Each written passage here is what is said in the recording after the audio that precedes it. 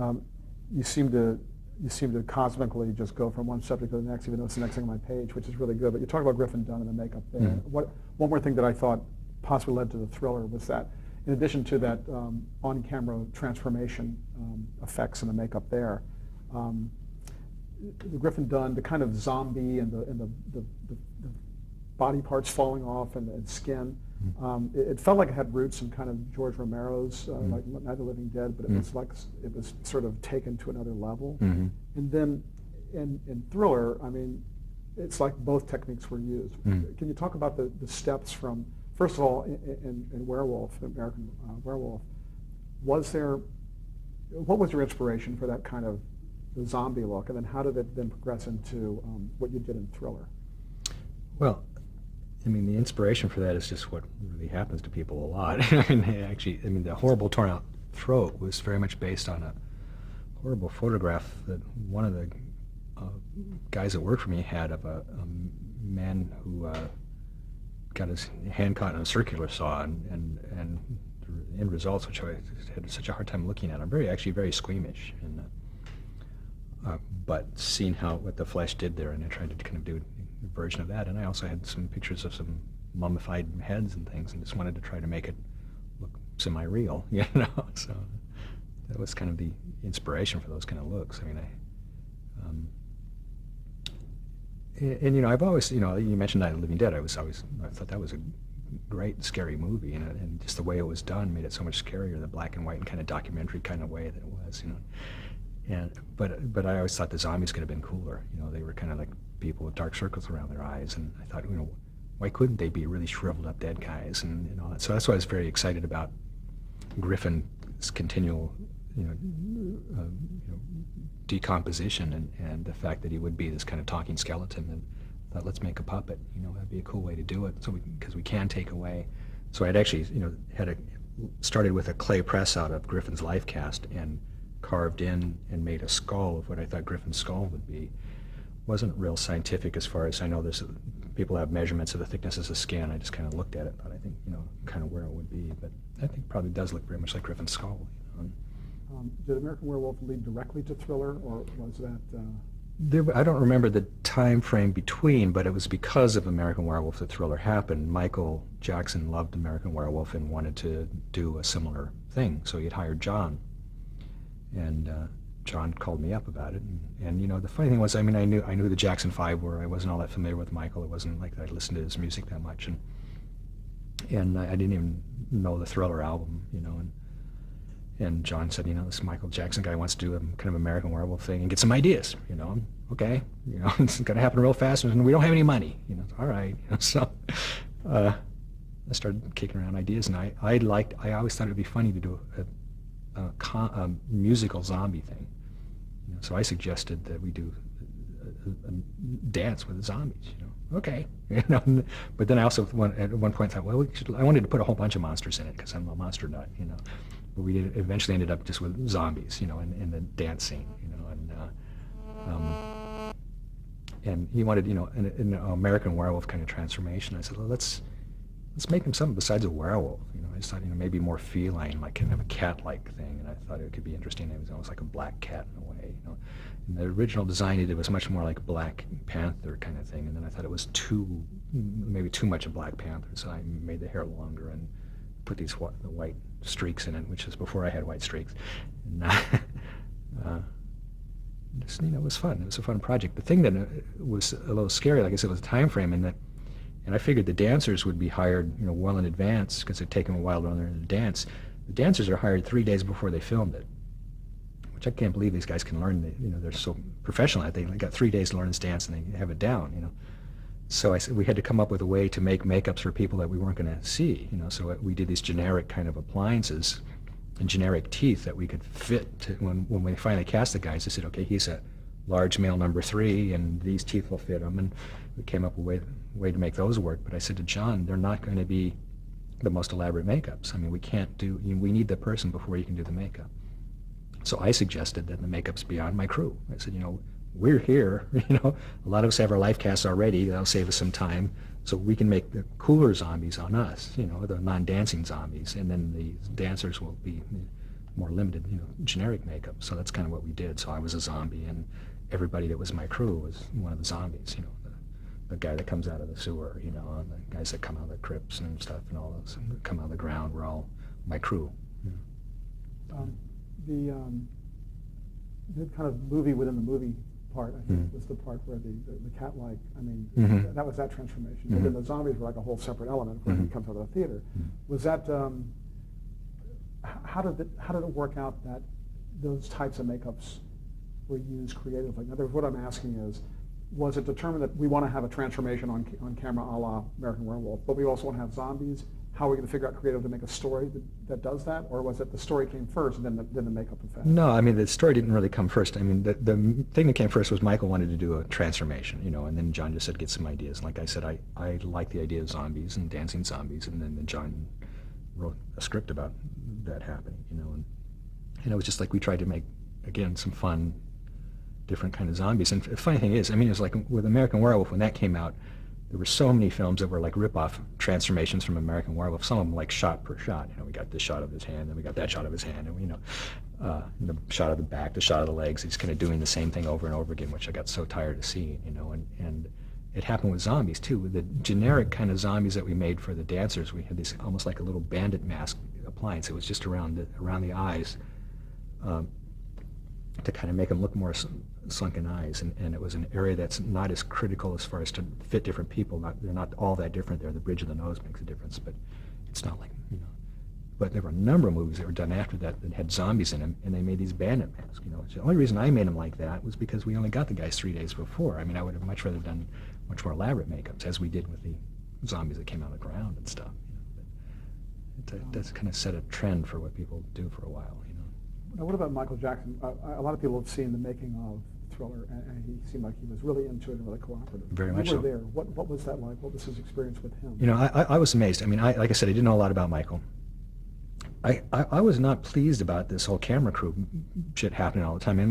My first time with Michael to take the live cast and stuff, it was, 2 cameras and mics everywhere. And it's like, this is kind of this live cast part is not, it's better not to have all you guys around when we're doing this, And it's like, it looks scary, and it's like, but they were there, cameras were right in the way. There were times I had to like push the camera out of the way so I could do my job, I wasn't all that happy about that, But, Michael came in and he was very shy, very quiet. I knew, like I said, very little about him. Came in, the first thing he did was go into our bathroom and stay in there for a really long time. I think he had to get himself used to coming out in front of these strange people. He had sunglasses on, and he would sit there. It's like, we can't take your life cast with the sunglasses on. You're going to have to take those off. And very shy, very quiet. And it was right around that same time that we were in pre-production on Thriller that there was that Motown Awards or whatever it was when Michael did the moonwalk thing for the first time. And I didn't happen to see it. One of the guys videotaped it. And he said, "You're not going to believe that this kid that was sitting here is the same guy," and he showed me this videotape, and I was like, I can't believe that this is the same guy. He is this quiet, shy, just like little, kind of introverted guy in person, and when he's on stage, this whole other persona comes out, and he's amazing, but we had a good time. He wanted to do it, and he likes makeup like Eddie does, and he likes becoming different people and playing, and so we got along great, and he was very, very cooperative and really easy to work with, and no problem whatsoever, In terms of the performance we talked about earlier too, did the makeup inspire him to? He's not really known to be an actor, but obviously he had to act. Yeah. Did that help him? Did that make him do things? I hope so. I like to think that it does help. I think it usually does. And again, I think it helps with that whole shyness factor too. Though he doesn't seem to have it once he's on camera, on stage. But that was one of those things again where it's like, what an amazing job I have. I'm actually getting paid, though I wasn't paid very much, but I was getting paid to stand there and watch Michael Jackson, 5 feet away from me doing this amazing dance with all these other dancers, It's just, people just love to experience this, and I get paid to do that, Talk about just briefly the impact of that video. MTV was fairly new, only 2 or 3 years old. that had an incredible impact. At the time, did you even think about that? Was it just a job? And then afterwards, since that time, how is that? What are your thoughts about that?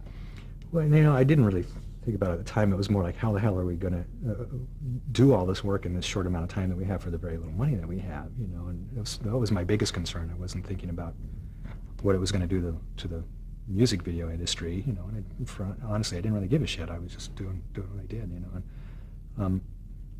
But it was, and this whole making of thing, which like at first I was just found it to be really a big nuisance.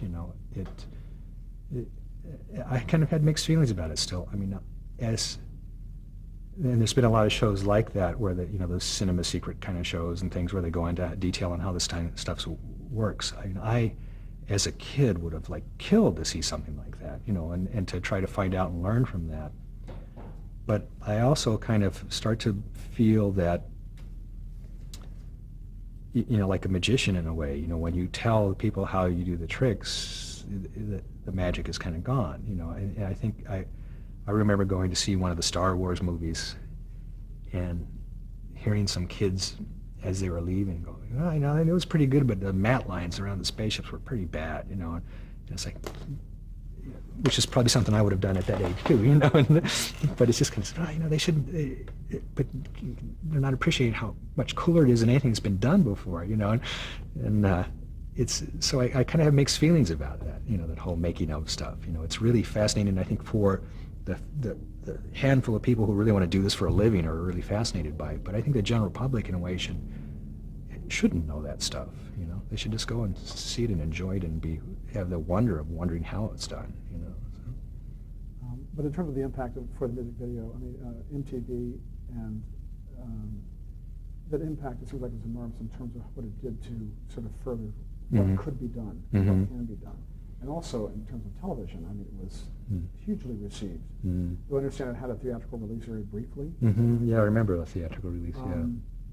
Well, it's because Michael wants to be a film star, and that was part of that whole thing. He wanted to be, he doesn't like doing things, he wants to do it in a big way, and he wanted it to be not just be, like a 3-minute video. He wanted to make it a film, short film, so.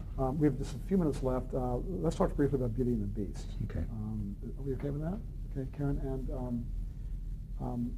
that was a show that who knew how it would be received, but it became a really popular show, especially among women. What was your approach to that? How did you first get involved with that? I don't remember who first called me about it, but they said, and this, I've gotten a number of calls in my life like this, and it's one of the kind of fun things about this business. They said, we're doing this Beauty and the Beast thing for TV, and it has to be a beast. It has to be a horrifying thing that when you look at it, it's a beast.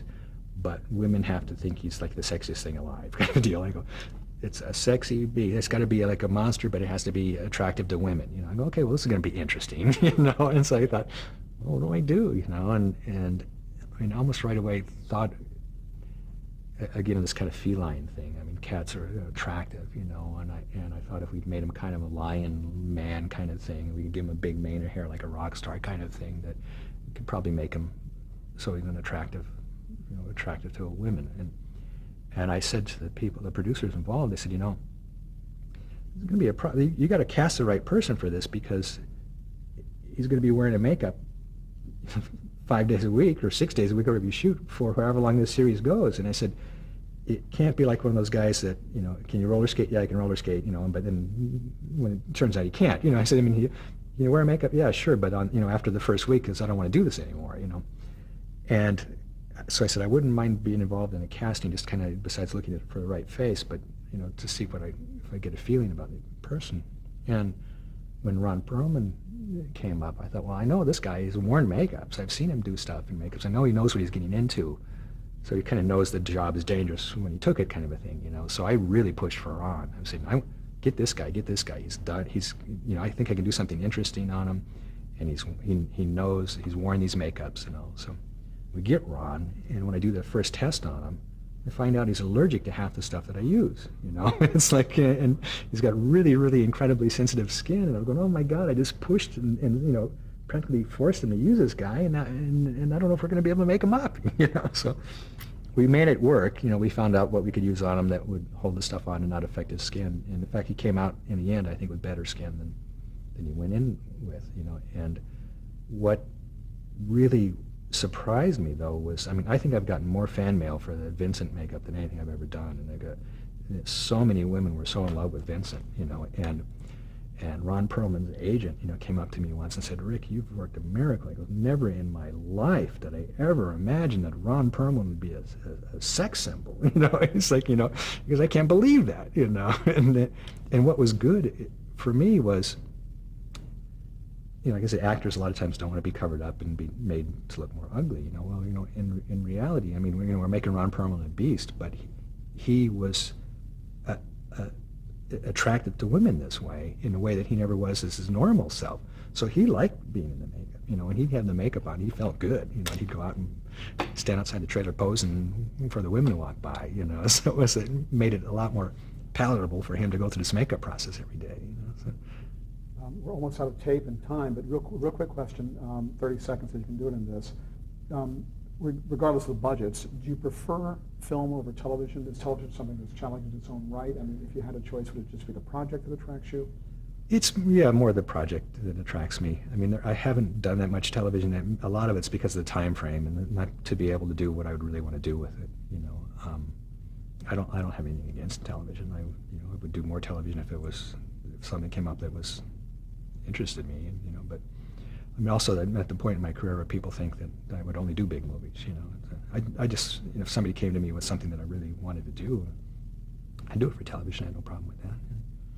Okay. But it's mostly film. I think it's film. And the unfortunate thing is, you know, I mean, I always say that I think the biggest monster I ever created was my business. You know, when I worked out of my house, my overhead was my house payments, what I had to make anyway. So what I liked about the film industry when I first started was that, you know, I would work really hard for a really intense period, but I would probably have equal amount of time off, and I could just like do stuff for myself or just do things, you know, and just chill, you know. But unfortunately now, I mean, I've got this, you know, 40,000 square foot facility with a bunch of highly paid people that when I don't have a job, it costs me a fortune every week, and my bank account disappears really quickly, you know, and I don't like that aspect of it. And I wish there was, I mean, unfortunately, I mean, my crew, I love my crew, and they're so good, I hate to lose them, but I have had to take shows at times that I normally probably wouldn't have, because the monster shop has forced me into that, you know. So. Time-wise, are we okay for one more question, or are we rolling out here? Okay, keep going. Okay, this is just one last thing, which you've probably been asked 1,000,000 times, but what advice would you give to an aspiring makeup person who's either interested in special effects makeup or happens to be like a kid like you were when you were 17? Mm-hmm. Well, you know, if somebody wants to get into the makeup effects thing, I think they might want to reconsider. I mean, because it's definitely a certain amount of the work is going away. It's going to CG stuff, you know.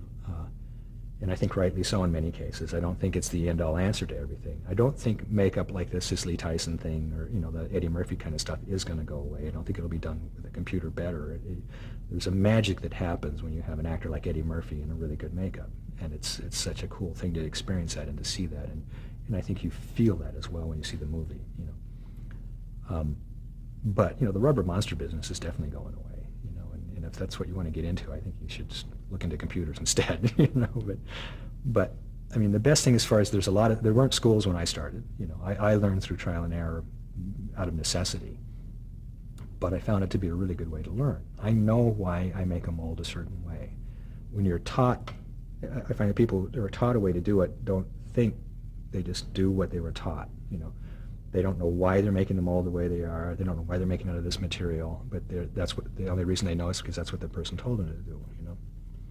It's I'm not sure what I'm saying. I mean, it's the best thing. I mean, the best thing to do is just to do a lot of it and do it and play with it and have fun with it and try to just figure out why something works and why it doesn't work. You know, not just because somebody's told you to do that. You know, I try to. You know, I've had problems with my union, which I wasn't in for a really long time. When I was told I was never going to get in, because I was this rebel guy that did different things and didn't go through the right process and stuff. And I've been called by my union the worst thing to ever happen to the art of makeup. You know, not so much now. They finally have to accept me. I've got 6 Oscars. You know, but there was. I don't do just the normal kind of makeup thing. You know, they say, oh, he does all, you know, like American Werewolf. A lot of it wasn't. It pissed off people that I got the award, the first ever makeup award for American Werewolf, because a lot of it wasn't makeup. You know, there was a lot of cool makeups in it, but there was also that transformation, which, and according to what their definition is, isn't makeup. I personally see all that stuff as the natural evolution of what I'm doing. It's part of that scene of this man who's wearing the makeup becomes this other thing. I don't want to hand that other thing off to somebody else to screw it up, you know. When I did Harry and the Hendersons, I did this animatronic face. You know, it pissed them off that I did this animatronic thing. It wasn't makeup the way, it wasn't a piece that was glued onto the person's face. You know, they tried to disqualify me for that. You know, I pride myself in trying to use the right technique for the right job. You know, the script tells me what I need to do. You know, or at least sets me off in a direction. This should be, you know, an appliance makeup, a major appliance makeup on this guy with rubber all over him. This one, it should be the minimal thing, like Ed Wood when Martin Landau would play Bela Lugosi. That's one of the few jobs I've ever really went out to try to find. I usually let people come to me. When I heard they were doing that, I said, I have to do this, you know, because I'm actually an Ed Wood fan. You know, I like those bad movies, you know, and I'm a Bela Lugosi fan, you know, and a Martin Landau fan for that matter, you know. And Martin, I didn't think had the best face, but I really felt I could make him resemble Lugosi with a minimal amount of stuff and make it much more real, and I thought that was really important in that story, you know. So sometimes I'll put a nose, I mean, he had a nose and a chin and some ears, you know, and an upper lip piece. Not very, very big, heavy appliances. You know, there's other times I completely cover people with as much rubber as I can, you know. Sometimes it's a puppet, sometimes it's, you know, complete animatronic thing. I mean, I try to, and I think the reason I do that is a lot of it's because I wasn't taught one single way to do it. I try to keep an open mind and think about what the solution for these problems are, and I kind of pride myself in thinking that I made these right decisions, you know, but people don't always agree with them. You know. Right. Okay. I think we can cut, right? Okay. Perfect. Good.